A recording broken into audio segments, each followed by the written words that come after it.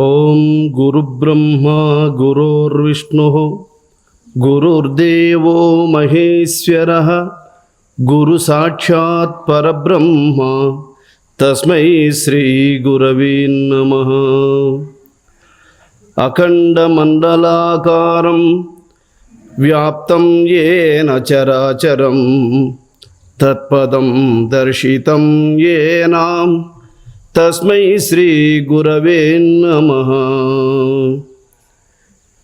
యస్యద్విరధ వక్త్రాద్యాః పారిషద్యాః పరశ్యతం విఘ్నం నిఘ్నంతి సతతం విశ్వక్సేనం తమాశ్రయే. ఓం కూజంతం రామ రామేతి మధురం మధురాక్షరం ఆరుహ్య కవితాశాఖాం వందే వాల్మీకి కోకిలం.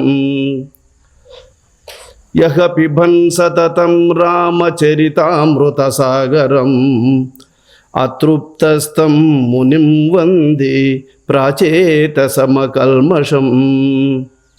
తల్లి నిన్ను తలంచి పుస్తకము చేతన్బూనితి నీవు నాయుల్లంబందున నిల్చి జృంభణముగా నూక్తుల్ సుశబ్దంబులున్ సోబిలంబల్కుమునాదువాకునల్ సంప్రీతిన్ జగన్మోహిని స్ఫులాబ్జాక్షి సరస్వతి భగవతి భారతి పూర్ణేందు బింబానన.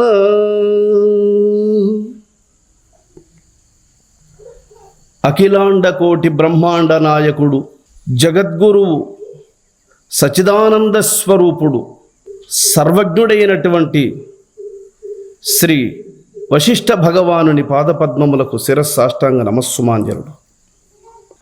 రఘుకులేశ్వర, పూర్వోక్తములగు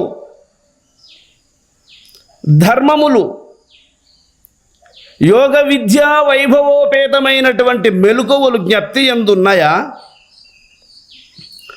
ఇప్పుడు ఆత్మానుసంధానము, పరమాత్మతో మనసును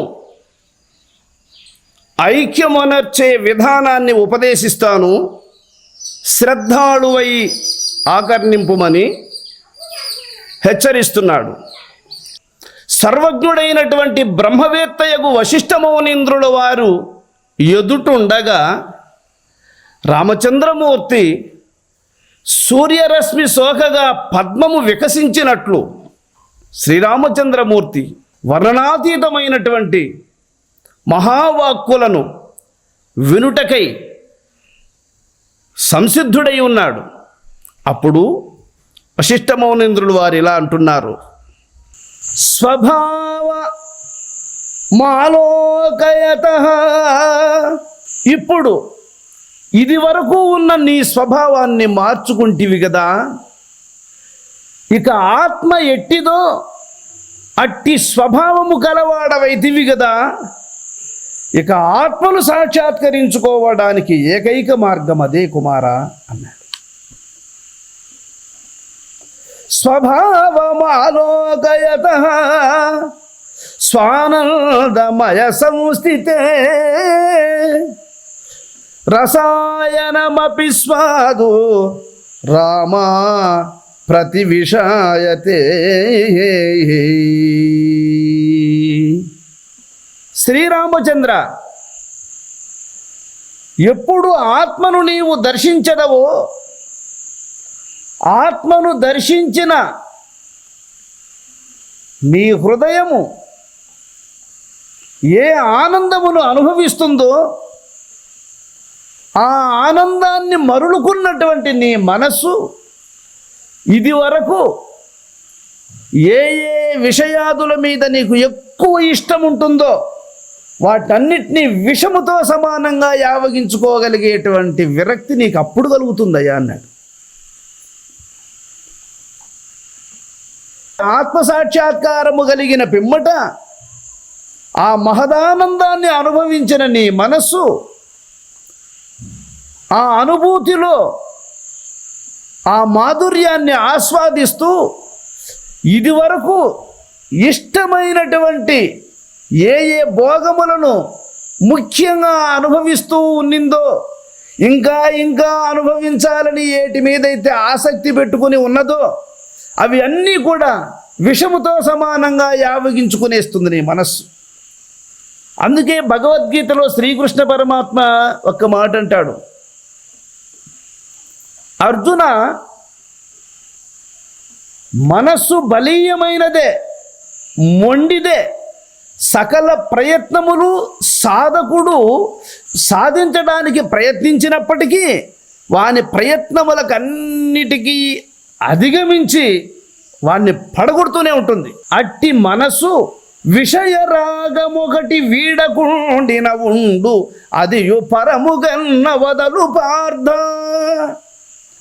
బలవంతంగా దీనిని సాధించాల్సిందే, ఏం సులువుగా సాధ్యమయ్యేది కాదు ఇది.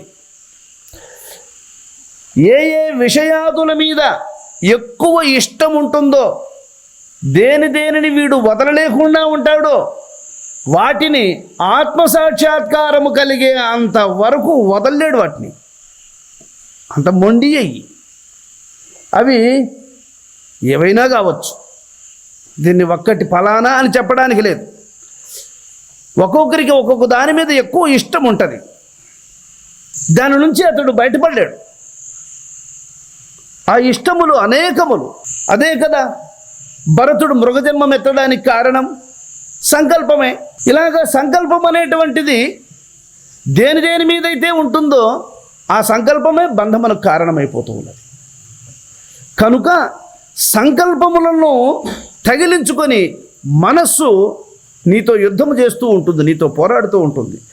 ఎన్నిసార్లు బుద్ధి లేని మనసా దాన్ని కోరద్దు, అటు వెళ్ళొద్దు అని చీకొట్టినప్పటికీ అది మరలా వెళుతూనే ఉంటుంది, మరలా వెళుతూనే ఉంటుంది. దాని స్వభావం అలాగే ఉంటుంది. అందుకని నీవు విచార జ్ఞానముతో మనస్సుకు బోధపడేటట్టు దానికి చక్కగా ఉపదేశించాలి. ఆ విచార జ్ఞానము చేత దానిని నువ్వు వెనక్కి తీసుకునే ప్రయత్నము చేసి తీవ్రమైనటువంటి సాధన. ఈ సాధనలో ఒకవైపు ఆసనము బాధిస్తుంది, మరొక వైపు నిద్ర బాధిస్తుంది, మరొక వైపు వ్యాధులు బాధిస్తాయి, మరొక వైపు ఎన్నో అవసరాలు. ఇవన్నీ నిన్ను ధ్యానమగ్నత నుండి లేవగొట్టడానికే ప్రయత్నాలు చేస్తూ ఉంటాయి.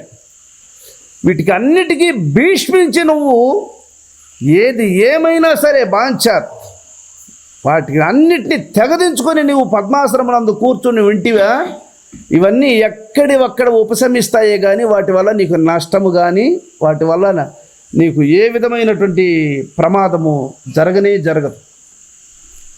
అందుకని సాధకుడు మొట్టమొదట ధ్యానములో కూర్చొని ఉన్నప్పుడు అలర్ట్గా ఉండాలి, హుషారుగా ఉండాలి. ఆ హుషారుగా ఉండడానికి శరీరము సహకరించడానికి శాకాహారము తీసుకొని ఉండాలి.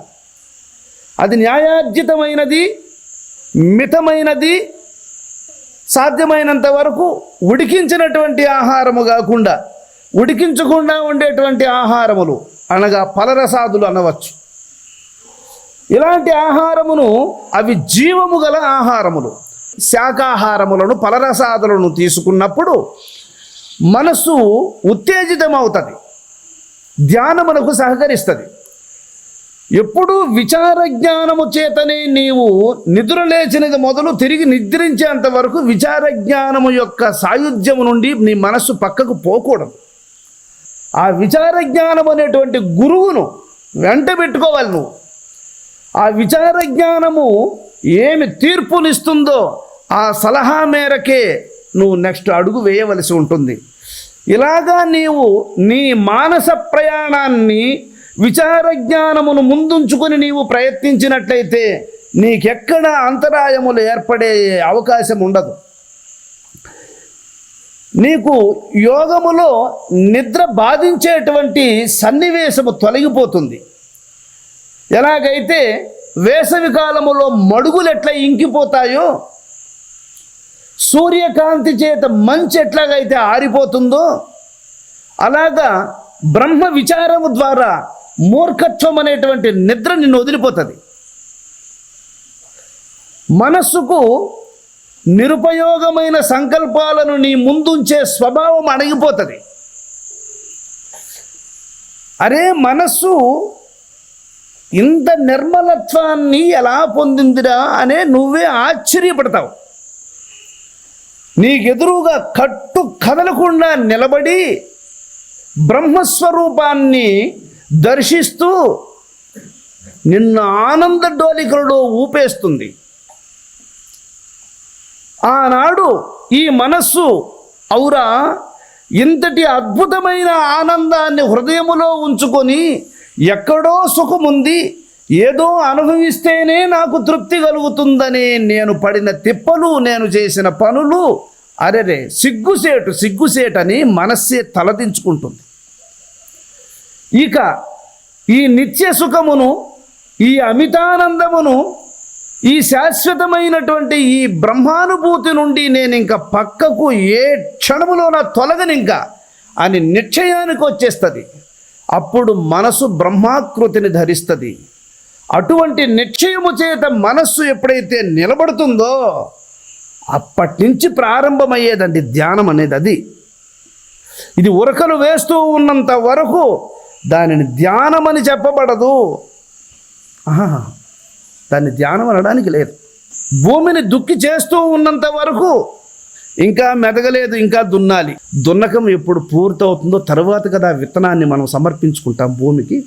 అలాగా విత్తనాన్ని సమర్పించుకున్న తరువాత ఆ భూమిని గర్భము ధరించినటువంటి స్త్రీని ఎంత గౌరవిస్తామో, విత్తనము వేసిన తర్వాత గర్భస్థ శిశువును ఆ తల్లిని ఎట్లా రక్షిస్తామో ఆ విధంగా భూమిని కూడా అలాగా సంరక్షణ చేయవలసి ఉంటుంది.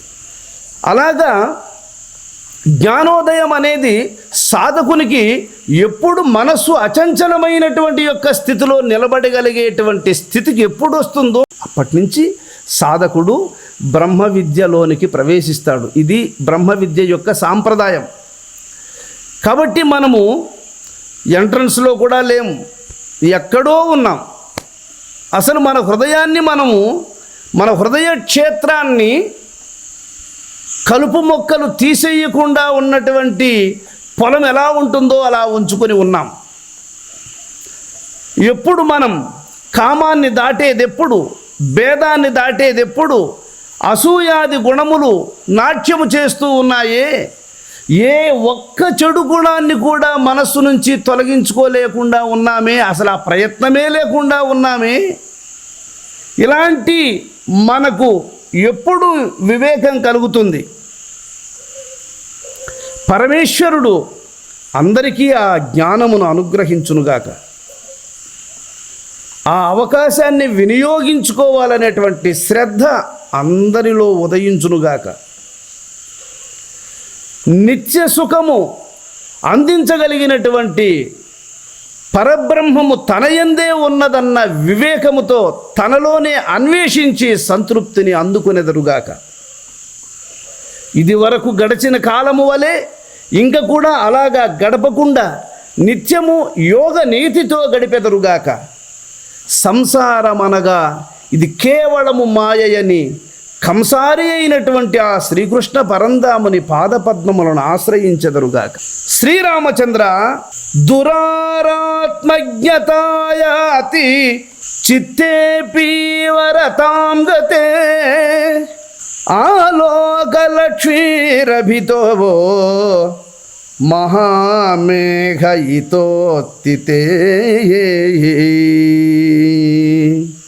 ఎవరికి అజ్ఞానము మనసుకు అడ్డు తగులుతుందో అటువంటి వాడు జ్ఞానాన్ని కోల్పోతున్నాడు, నష్టపోతున్నాడు నాయన. సూర్య భగవానుడంతటి వానిని ఈ భూలోకములో ఉన్నటువంటి మానవులకు ప్రకాశము తన ఎదుట పడనివ్వకుండా మేఘములు ఎట్టయితే అడ్డు తగులుతూ ఉన్నాయో, నీ కర్మలు అనేటువంటివి నీ జ్ఞానమునకు అడ్డు వచ్చేస్తాయి. అవి అప్పుడప్పుడు నీకు మనస్సు విసిగిపోతూ ఉంటుంది, విరక్తి పొందుతూ ఉంటుంది. అసలు ఎన్నో కారణాలను సృజిస్తూ ఉంటుంది, మనస్సు గాబరా పడుతూ ఉంటుంది. దీనికి అంతటికీ కారణం కర్మలే. ఏ జన్మలో ఏ కర్మలు చేసుకుని ఉన్నావో అవన్నీ ప్రజెంట్లోకి వస్తూనే ఉంటాయి. అందుకే కదా పెద్దలు ఏం చెబుతున్నారంటే, నువ్వు ఎంతకాలం ఉంటావు భూమి మీద, నువ్వు ఎంతవరకు అనుభవించాల్సినవి ఉంటాయో అంతవరకు ఉంటావు. ఈ శరీరముతో అనుభవించేవి ఇంకా లేవా, ఇక శరీరమునకు ఇంకా అనుభవించాల్సినవి లేవు కనుక ఆ శరీరం అక్కడితో ఆఫ్ అయిపోతుంది. ఆ శరీరముతో అనుభవించాల్సినవి పూర్తయినాయి కనుక ఆ శరీరం అంతటితో రాలిపోతుంది. కానీ కర్మలే పూర్తిగా లేవని కాదు దాని అర్థం. ఇంకా మిగిలి ఉన్నటువంటి కర్మలు అనుభవించడానికి ఈ శరీరం ఉపయోగపడదు, దానికి వేరే శరీరాన్ని ధరించాల్సి ఉంటుంది. కాబట్టి వాటినన్నిటిని డివైడ్ చేసి వాటిలో కొన్నిటిని అనుభవించడానికి తగిన జన్మం మళ్ళీ వస్తూ ఉంటుంది. ఇలాగా ప్రతి జన్మలోనూ కొన్ని కర్మలు మిగిలిపోయి ఆ మిగిలినటువంటి కర్మలలో కొన్నిటిని అనుభవించడానికి నెక్స్ట్ శరీరాన్ని ధరించి ఆ శరీరముతో అనుభవించాల్సినవి అనుభవించి తరువాత ఏ జన్మమైతే ఇంకొక శరీరాన్ని ధరించి మిగిలిన కర్మలు అనుభవించడానికి వీలవుతుందో కర్మ కొద్దీ శరీరాలను ధరించుకొని జీవుడు ఇలా పోతూ ఉన్నాడు.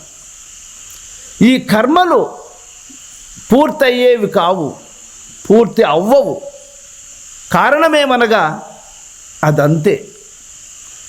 బండి చక్రము మధ్య ఇరుసు ఎట్లయితే నిశ్చలంగా ఉంటుందో ఆ ఇరుసుకు తగులుకుని ఉన్నటువంటి చక్రము ఎలా తిరుగుతూ ఉంటుందో, ఈ చక్రములో ఎన్ని రౌండ్లు ఉన్నాయి అని చెప్పడానికి లేదు. 100 రౌండ్లు అనే పరిమితం ఉంటే ఆ 100 రౌండ్ల వరకు తిరిగేసి నిలిచిపోతుంది. అది 100 రౌండ్లు కాదు, 1000 రౌండ్లు కాదు, 1,00,000 రౌండ్లు, ఎన్ని రౌండ్లైనా అది ఉన్నాయి ఉంటాయి. సముద్రములో అలలు ఎన్ని ఉన్నాయి అంటే ఎన్నైనా ఉన్నాయి, ఇన్ని చెప్పడానికి లేదు. అలాగా నీకు జన్మాలు ఎన్ని ఉంటాయి అని అంటే ఇన్నేం చెప్పడానికి లేదు. సముద్రంలో అలలు ఇన్ని చెప్పడానికి అట్లేదో, వీల్స్లో ఎన్ని రౌండ్లు ఉన్నాయి అని నిర్ణయించడానికి ఎట్లా వీలుపడదో, నీకు జన్మలు ఎన్ని ఉన్నాయి అని చెప్పడానికి అట్లా వీలుపడదు. కాబట్టి అనంతములు, అసంఖ్యాకములు. కనుక ఎప్పుడు బ్రేక్ నొక్కితే అప్పుడు వీల్స్ ఆగినట్లు, వెహికల్స్ ఆగినట్లు, ఎప్పుడు నీకు జ్ఞానోదయం అవుతుందో, ఎప్పుడు విరక్తి కలుగుతుందో, ఎప్పుడు బ్రహ్మవేత్తలను ఆశ్రయించి నమస్కరిస్తావో అప్పుడే నీ జీవితం మలుపు తిరుగుతుంది. అంతవరకు దీన్ని ఆపే నాదుడు లేడు. కాబట్టి గురువు అందుకే వచ్చాడు భూమి మీదకి. నాయన, ఎవరెవరైతే జన్మను కడతీర్చుకోవాలని ఉన్నారో వాళ్ళందరికీ నా దగ్గర మందుందిరా, ఈ భవరోగాన్ని పోగొట్టుకోండి.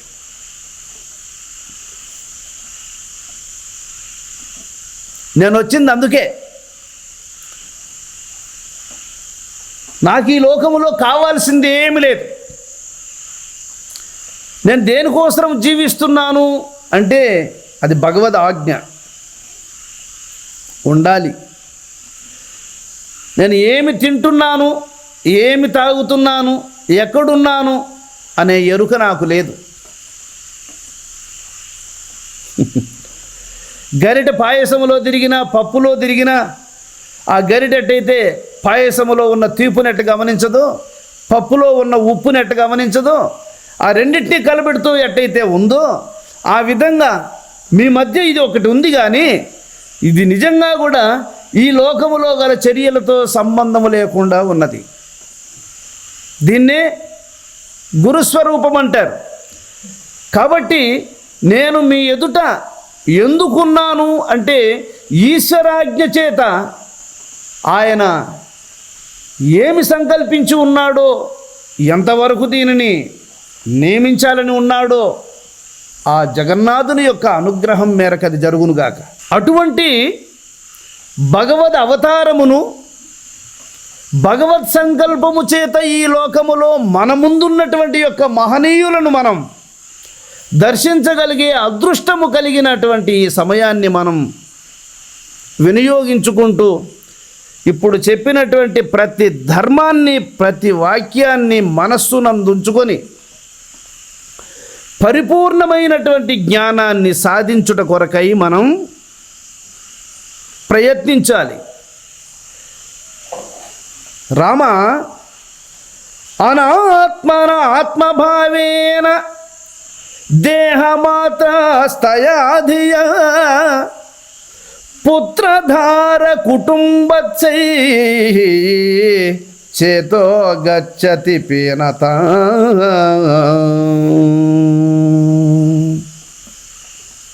రఘుకులేశ్వర ఆత్మభావనను విడనాడి భార్యపుత్రాదుల యందు అభిమానముంచి అనాత్మభావన, శరీరము నేననే భావము మనస్సుకు స్థూలత్వాన్ని ఏర్పరుస్తూ ఉన్నది అన్నాడు. ఈ అహంకార మమకారముల యొక్క లీలయే ఈ జగత్తై ఉన్నది. సృజింపబడి ఉన్నటువంటి ఈ జీవులందరూ అహంకార మమకారములనే వలయములో ఉన్నవారే. వీటి మీద నీకు ఎంతవరకు మమకారం ఉంటుందో అంతవరకు నువ్వు స్థూలత్వాన్ని పొందక తప్పుకొనలేవు. ఇప్పుడు మనల్ని మనం నిర్ణయించుకోవలసి ఉన్నది ఇక్కడ. ఆదివ్యాది విలాసేన సమాస్వేన సంవృతౌ హేయాదేయ విభాగేన చేతో గచ్చతి పీనత.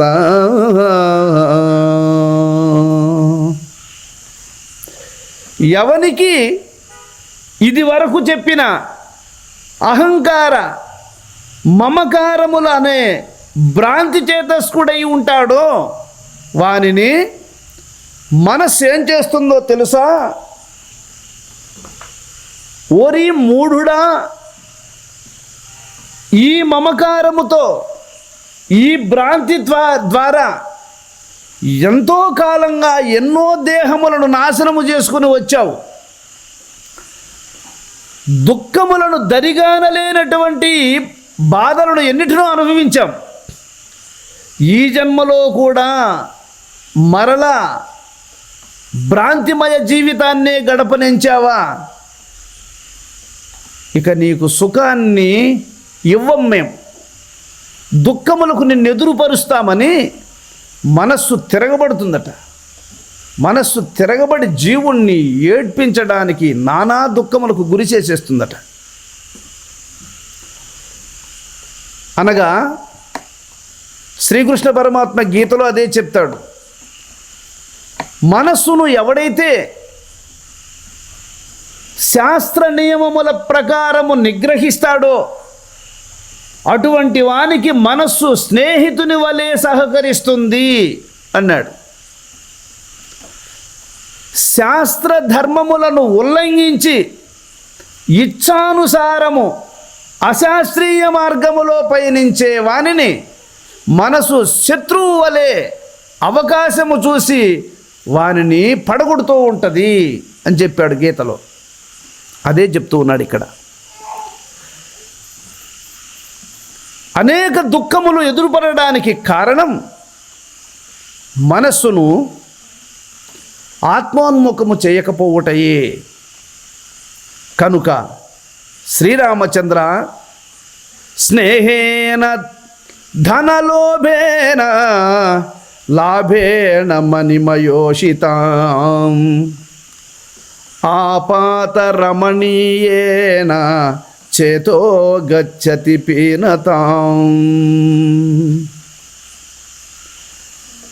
ధారాపుత్రాదుల యొక్క స్నేహముతో ధనధాన్యముల పట్ల లోభితనము కలిగి వాటిని దాచిపెడుతూ, వీరిని పోషిస్తూ, దీనిని సంపాదిస్తూ దాచిపెడుతూ ఎంతవరకు ఇలాగా లాభ నష్టములతో నీ మనస్సు ఊగిసలాడుతూ ఉంటుందో అంతకాలము జన్మాదులు తప్పవు. కనుక దురాశ క్షీరపాణేన భోగా నిలబలేన చ ఆస్తాదానేన చారేణ చిత్తాహిర్యాతి పీనతాం. పాలును తాగినటువంటి పాము కోరల యందు విషాన్ని నింపుకున్నట్లు భోగములను వాంఛించిన నీ మనస్సు నిన్ను నాశనము చేయడానికి తగిన దుఃఖముల ఎదుటకి నిన్ను నడిపిస్తుంది అన్నాడు. పాలు తాగిన పాము తన కోరలలో విషాన్నే ఉత్పత్తి చేసుకున్నట్లు, విషాన్ని నింపుకున్నట్లు భోగవాంఛగలిగినటువంటి నిన్ను నీ మనస్సు దుఃఖములచే నశింపచేస్తుంది.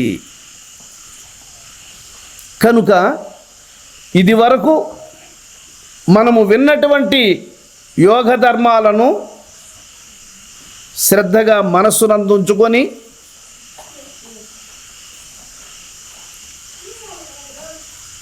భగవంతుడు మనకిచ్చినటువంటి ఈ శరీరము, దీనిలో బ్రహ్మలోకం ఉన్నది, దీని యందు కైలాసం ఉన్నది, దీని యందు వైకుంఠం ఉంది, దీని యందు స్వర్గం ఉంది, దీనిలో యమలోకం కూడా ఉంది. ఒకటేమిటి, ఎన్ని లోకములు వేదములలో చెప్పబడి ఉన్నాయో అన్ని లోకములు ఈ శరీరములోనే ఉన్నాయి.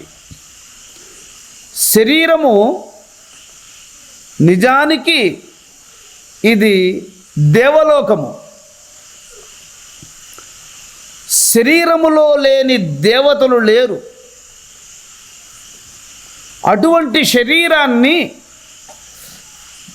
భగవంతుడు మనకు అనుగ్రహించాడు. ఇది మూర్ఖునకు బంధముగాను, జ్ఞానికి ఇది దేవలోక వైభవోపేతముగాను ఎదురుపడుతూ ఉన్నది. బ్రహ్మవేత్తల వలె దీనిని మనము తీర్చిదిద్దుకోవలసిన కర్తవ్యం మనకున్నది.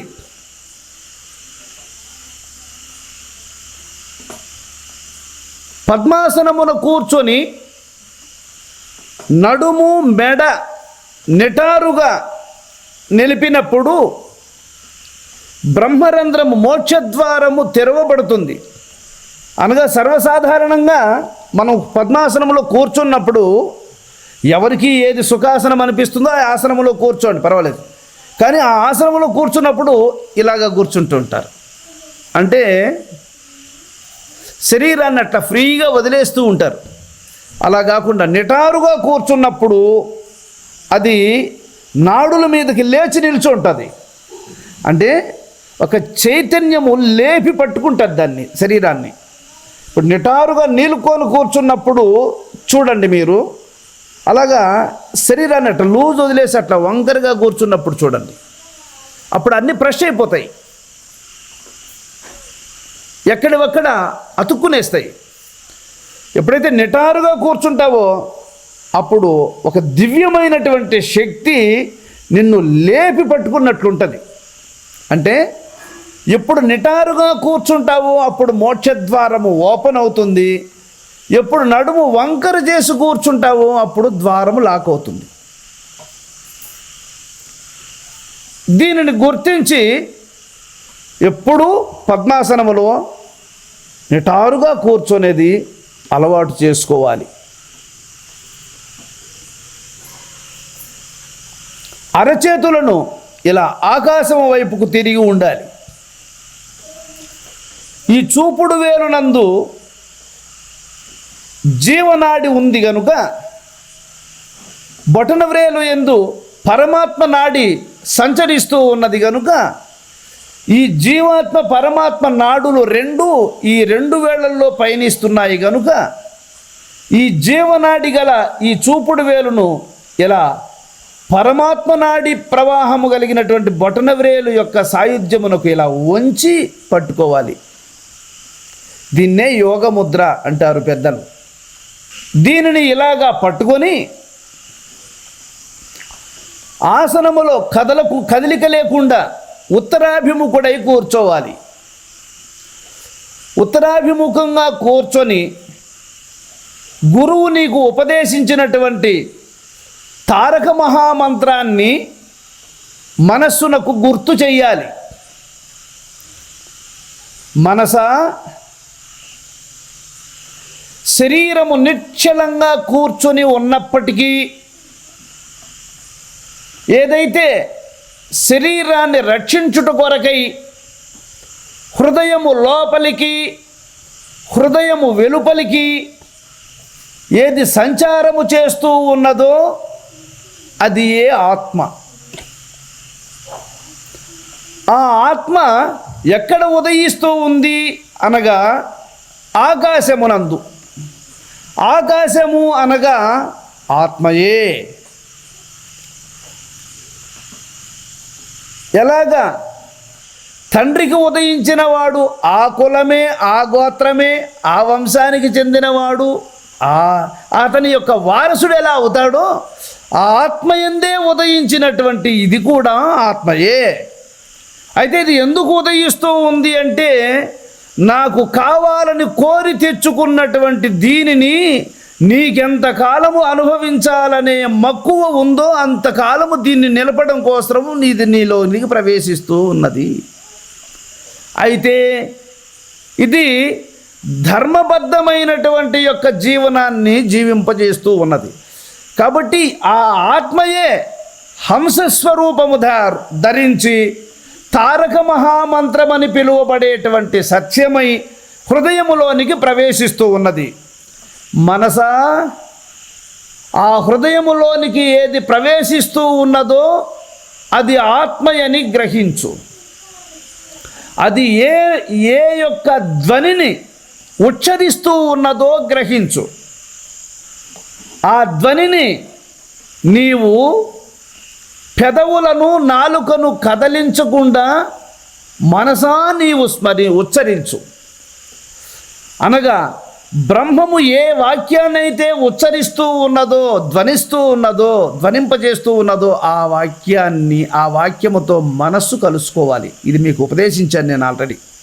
దాన్ని ఒకసారి గుర్తు చేసుకోండి, ఇండైరెక్ట్గా చెప్తున్నాను. ఆ వాక్యముతో పద్మాసనములో చెలింపని ఆసనమునందు ఉన్నప్పటికీ ఏదైతే దీనిలోనికి ప్రవేశిస్తూ ఉన్నదో అది ఆత్మయని, అది ఎందుకు ప్రవేశిస్తూ ఉన్నది అంటే నిన్ను ధరించడానికని, నిన్ను తనతో కలుపుకొనుటకై అది వస్తూ ఉన్నదని గ్రహించి దానితో కలుసుకో. కాబట్టి ఆకాశమునందే ఉదయించి ఆకాశమునందే లయిస్తూ ఉన్నది. కాబట్టి బహిరాకాశము, హృదయాకాశము, ఆకాశము అంతటా ఉన్నది. వెలుపల ఉన్నటువంటి దానికి బహిరాకాశమని, లోపల ఉన్నటువంటి దానికి హృదయాకాశమని పేరు. హృదయములోకి ప్రవేశించినటువంటి చైతన్యము హృదయాకాశములోనే లయమొందుతూ, హృదయాకాశములో లయమొందినటువంటి చైతన్యము హృదయాకాశములోనే ఉదయించి బహిరాకాశములో లయిస్తూ ఉన్నది. బహిరాకాశములో లయించినటువంటి చైతన్యము అక్కడే మరలా ఉదయించి హృదయములోనికి ప్రవేశిస్తూ ఉన్నది. అనగా బహిరాకాశమునందు ఉదయించి హృదయాకాశములో లయిస్తూ ఉన్నది, హృదయాకాశములో ఉదయించి బహిరాకాశములో లయిస్తూ ఉన్నది. అది ఏ విధంగా లయస్థానాన్ని చూపిస్తూ ఉన్నదో ఆ లయస్థానము తన స్వరూపమని చెబుతూ ఉన్నది. నా స్వరూపము అది. ఓ మనస, నాతో కూడా వచ్చి నేను ఎక్కడ కలుసుకుంటున్నానో అక్కడ కలుసుకో. లయస్థానాన్ని చూపిస్తోంది. మీరు ఒక పిల్లల కోడిని చూడండి. చిన్న పిల్లలను వెంట పెట్టుకుని వచ్చినటువంటి కోడి ముందు మనం ఒక పిడికెడు గింజలు వేసామనుకోండి, ఆ కోడి నోటితో గింజను ఎత్తుకొని పిల్ల ముందు వదులుతూ ఉంటుంది. ఏ గింజనైతే ఎత్తుకొని కోడి మళ్ళీ తిన్నట్లుగా యాక్షన్ చేస్తూ పిల్లల ముందర వదులుతూ ఉంటుంది. ఆ తల్లి నుండి వదిలిపెట్టబడినటువంటి గింజల కోసం పిల్లలన్నీ పరుగులు తీస్తూ ఉంటాయి. పిల్లలు కడుపు నిండా తినేస్తాయి. తల్లి కోడి మాత్రం ఒక్క గింజ కూడా అట్లా కడుపులోకి మింగదు. పిల్లల కోడి ఎప్పుడూ దాని పొట్ట ఖాళీగానే ఉంటుంది. చూడండి, బిడ్డల పొట్ట నింపడం కోసము ఆ తల్లి అయినటువంటి కోడి తన ఆకలిని భరిస్తూ తన కడుపు ఎండగట్టుకొని బిడ్డలను ఎలా పోషిస్తుందో అదే విధంగానే ఆత్మ నా నిజస్వరూపం అది, అనవసరంగా ఈ రూపము నాదని నువ్వు భ్రమపడి దుఃఖములలో నువ్వు మునకలు వేస్తున్నావు నాన్న, కాదురా, ఇలా రా, నాతో కలుసుకో, ఇలా కలుసుకో అని ప్రతిసారి లోపలికి వచ్చినప్పుడు లోపల లయస్థానాన్ని చూపిస్తూ ఉంది, వెలుపలకు వచ్చినప్పుడు వెలుపల లయస్థానాన్ని సూచిస్తూ ఉన్నది. అది ఆత్మ. ఈ ఆత్మను ఏ జ్ఞాని గ్రహిస్తాడో, అది నా స్వరూపమని ఎవడు భావన చేస్తాడో వాడు మనసు నేను కాదని తెలుసుకుంటాడు. ఆలోచనలకు మనసుకు సంబంధం ఉంది.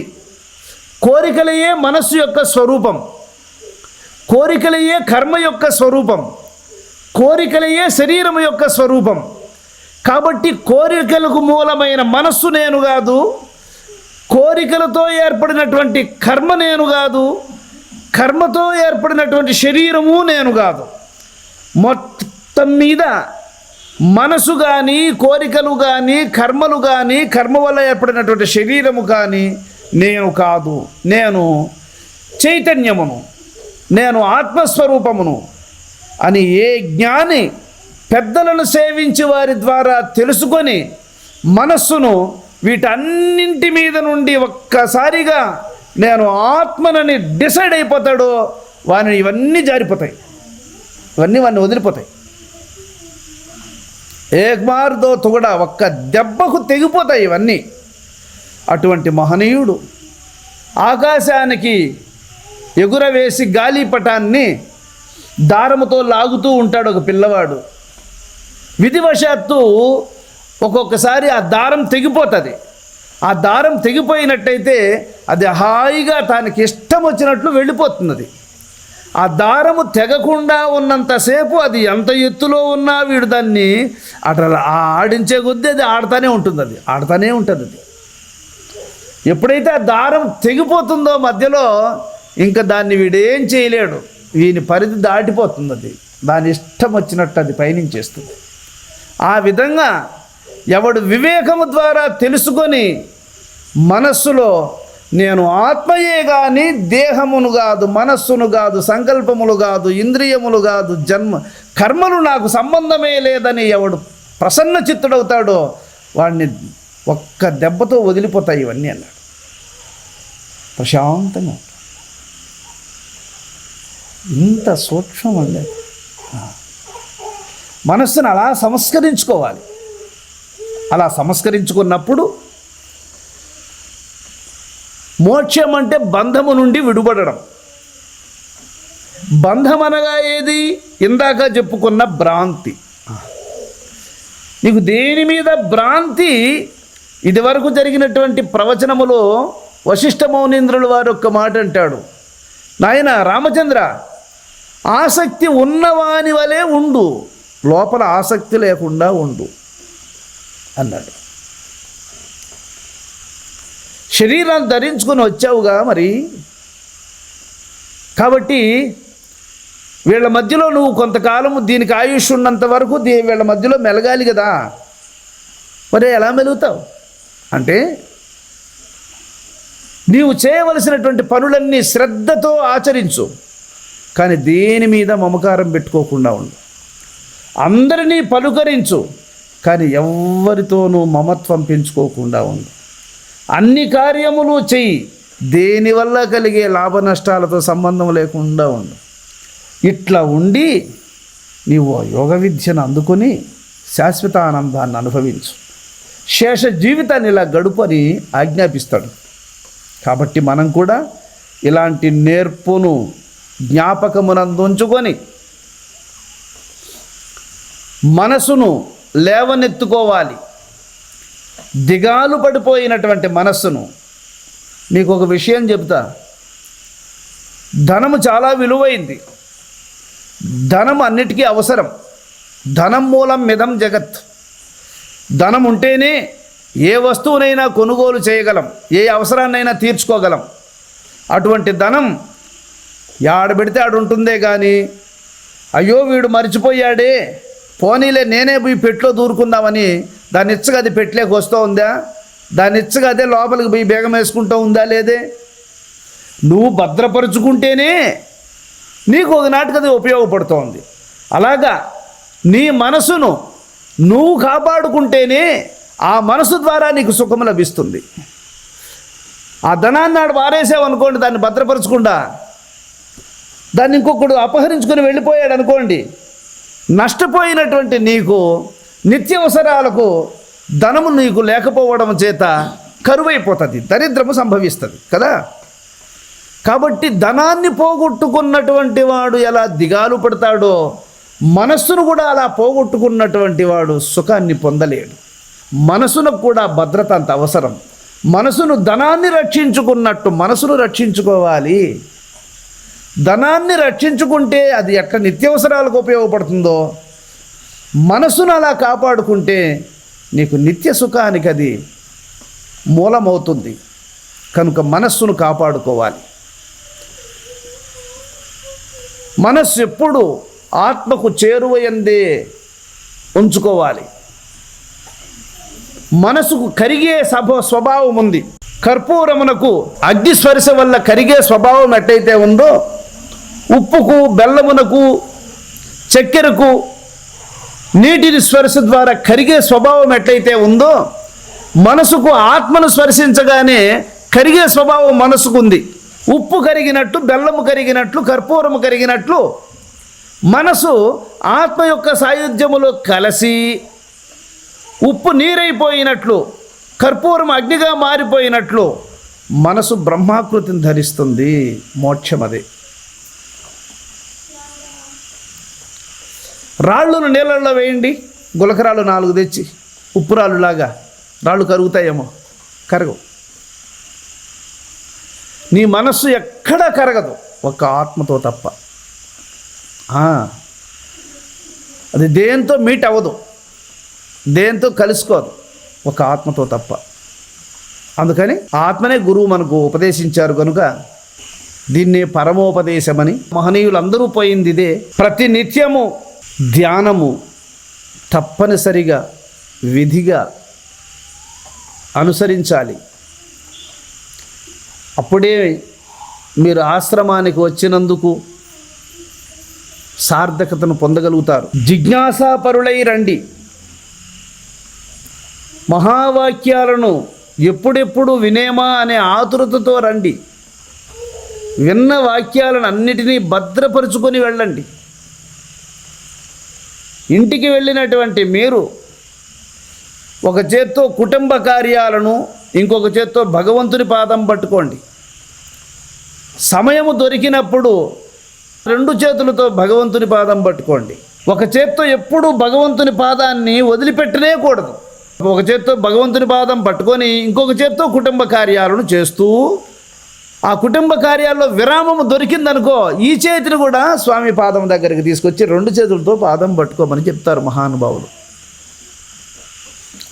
చెట్టు ఎక్కినటువంటి వాడు ఒక చేత్తో కొమ్మను పట్టుకొని ఇంకొక చేత్తో పక్కన ఉన్నటువంటి కొమ్మలన్నింటినీ చెలుగుతూ పోతూ ఉంటాడు. చెట్టు దిగాల్సి వచ్చినప్పుడు 2 చేతులతో పట్టుకొని దిగుతాడు, ఎక్కాల్సి వచ్చినప్పుడు 2 చేతులతో పట్టుకొని ఎక్కుతూ ఉంటాడు. కానీ కత్తిని మాత్రం ఏమరకుండా భద్రంగా ఉంచుకొని ఎలా ఎక్కుతూ ఉంటాడు, అలాగా భగవంతుని పాదపద్మాలను మాత్రము 2 చేతులు ఇసిపెట్టేయకూడదు. చెట్టు నుండి రాలిపోయినటువంటి ఆకును సుడిగాలి ఆకాశంలోనికి లేపి ఎట్లయితే గిరగిర తిప్పి ఎక్కడ పడదోసేస్తుందో చెప్పలేనట్లు ఈ మనసు జ్ఞానాన్ని కోల్పోయినటువంటి వానిని ఏమి చేస్తుందో ఎవ్వరూ చెప్పలేరు నాయన. కాబట్టి జాగరూకులై ధైర్యము చేత వైరాగ్యము కలిగి దీని మీద అక్కర కలిగి దీన్ని సాధించుకోవాలి. మనం జ్ఞప్తి యందు ఉంచుకున్న, మెలకువలో ఉన్న, నిద్రలో ఉన్న, స్వప్నములో ఉన్న మన ఆయుష్ మాత్రం గడిచిపోతానే ఉంది. కాబట్టి ఇది సత్తుగనుక జీవునకు నాశంబు లేదు, అసత్తగు దేహమునకు ఉనికి లేదు, నిశ్చయ స్థితి నీరెంటి నిశ్చయంబు తత్వవిధులైన వారికే తగును తెలియ అని భగవద్గీత చెప్పినట్లు. కాబట్టి శరీరానికి ఉనికి లేదు అంటే ఇది భూమి మీద నిలబడేదానికి ఎక్కడ స్థానం లేదు. నది ఎట్లయితే ప్రవహిస్తూ పోతా ఉంటుందో శరీరంలో ఆయుష్ రాత్రింబవులు వెళ్ళిపోతూనే ఉంటుంది. ఆ విధంగా మృత్యుముఖానికి ఎదురుగా ఆయుష్ వెళ్ళిపోయినట్లు ఈ శరీర ప్రయాణం అలా జరుగుతూ ఉంది. కాబట్టి అటువంటి శరీరంలో మనం నివాసం చేస్తూ ఉన్నాం. కాబట్టి ఈశ్వరుని యొక్క స్వరూపాన్ని, భగవంతుడు ఉన్నాడు, ఆయన్ను దర్శించవచ్చు, ఆయనను దర్శించిన తరువాత పొందే ఆనందము అది మాటలు కానిది. అటువంటి ఆనందాన్ని మనం పొందవచ్చు. ఆయన ద్వారా పొందేటువంటి సుఖం మనము శరీరముతో రాజభోగాలను అనుభవించినా కానీ, దేవేంద్రుని యొక్క స్వర్గానికి నువ్వు రాజైనా కానీ ఈ శరీరంతో పొందేది సుఖమే కాదు. అసలు బ్రహ్మానుభూతి వల్ల కలిగేటువంటి ఆనందమునకు దీనితో పోల్చనే రాదు. అంతటి యొక్క ఆనందము ఆ యోగ విద్య ద్వారా లభిస్తుంది. కాబట్టి అటువంటి దానికోసం మనం ప్రయత్నించాలి నాయన. జయ జానకీ రమణ గోవింద, జయ ప్రహ్లాద వరద గోవింద, జయ ఆంజనేయ వరద గోవింద. శ్రీ శ్రీ సద్గురుస్వామి పాదార విందములకి, శ్రీ శ్రీ సద్గురుస్వామి పాదార విందములకి.